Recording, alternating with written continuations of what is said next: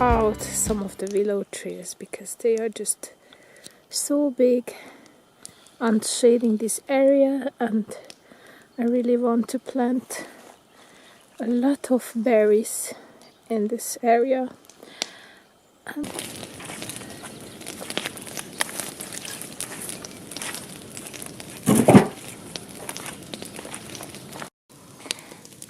you cannot do much with these willow branches.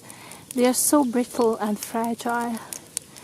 The best thing is to burn them and then spread the ashes for the plants that we are growing.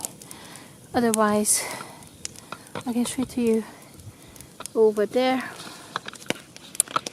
If you leave them, like for example, on the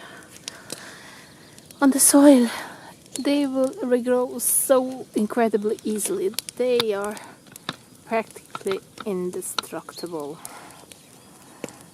So we make a nice fire, and I think that's something typical to have in the springtime, and it just reminds me of cleansing and yeah, just burning all the problems and undesirable stuff. So I think it's a nice ritual.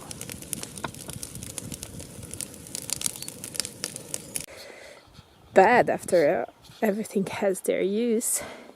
It's like we like to use them for the gate, so to hold the structures, and they are actually alive. We just trim them every year, and it's a great way to not to have to use any other materials. So, and then we have so much more left here, and this is gonna go as well. I mean, not all, but many of those, but probably that's next year's work, because this is the area where I want to plant some more vegetables, and it's just too shady at the moment. It's good for radishes and salads, but nothing else thrives. I have amazing soil here, and last year the tomatoes grew beautiful big green leaves, but I only had like 2 fruits on them. So I got this blackcurrant bushes from a local farmer, and we're gonna plant them today. So we got a couple of currant gooseberries as well here in this wetland, and they are already starting the little leaves. The buds are swollen, so that's great. I think the black currants will feel pretty comfortable here. Do you know about the currant gooseberries? They are mixed, as the name says, between gooseberries and currants.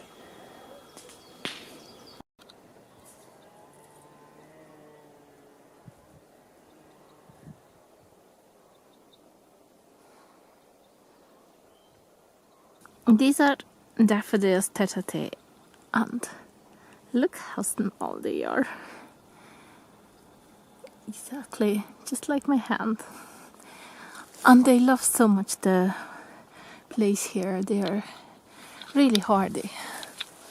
And there are more daffodils blooming here in the backyard. I really want to have a daffodil field.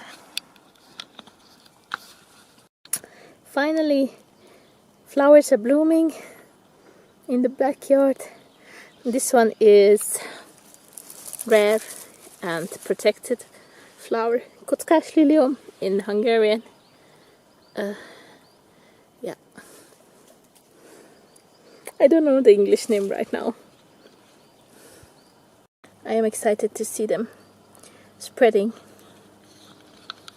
naturally spreading in this area. I would never pick them. They're, yeah, amazing. End of the garden, because there is going the road and we still want to have privacy. This road is not much used because it's under the forest. So, but it's good to have. Yeah, it's good to have protection from the bear if that's possible. So, really happy for these pine trees. I hope they will grow quickly here. There are so many sorrel this time of year, and I'm picking them for a salad with other greens. I became a member of a Facebook group with Hungarian speaking Facebook group with edible flowers and edible plants, wild plants, and there are so many posts every day about food people are making from their backyard. So it's really got me inspired, and I think I have a lot of sorrel here. So now on to finding something more, something other salads ingredients from my backyard. And the basis is sorrel, and then I have dandelion flowers and stems, some viola, sweet viola. I got very tender young leaves of yarrow, chickweed that grew enormously on the wet and very rich soil we have there.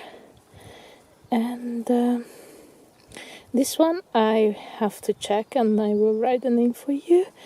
It's a sticky plant, and it's good for your thyroid gland. And then I have also some nettles that don't sting, and they are a little bit some kind of bluish. Yeah. So yeah, this is the tonight's salad, and I must have here a disclaimer for you guys. So please be careful what you pick and do your research, know your plants, ask people who are specialized in this. Don't pick just anything that resembles a picture or someone saying it on YouTube's. For example, this type of plant, it has also poisonous variety which has a milky sap. This one is not poisonous, and also chickweed can be confused with other weeds, especially in this stage when they are still very small and they don't have flowers. But I know the place where I am picking them for years now, and yeah, I'm confident with it. Also about the sorrel. Sorrel contains oxalic acid, which gives the acid taste, and it's lovely, but it's not recommended to ingest too much of it because it's kind of heavy on the kidneys. So, but yeah, planted over 20 canes of raspberry in this half shady area. So we're excited about how many raspberries we're gonna have this year. Maybe not, maybe these only full fruit on the second year. Yeah guys, I still don't know. Some of the dahlia packages had no great germination, but these guys are looking good. and then amazing growth on tagetes. Yeah, just these got so leggy. Yeah, this is kind of problem here now that I don't have actually all day long enough sunshine, and some of my plants got leggy. But let's see if they will recover when got my sweet peas and other plants like my ranunculus hardening off here for a couple of days now, so they're gonna go soon in the ground. So excited. Finished picking my nettles and I'm gonna make soup.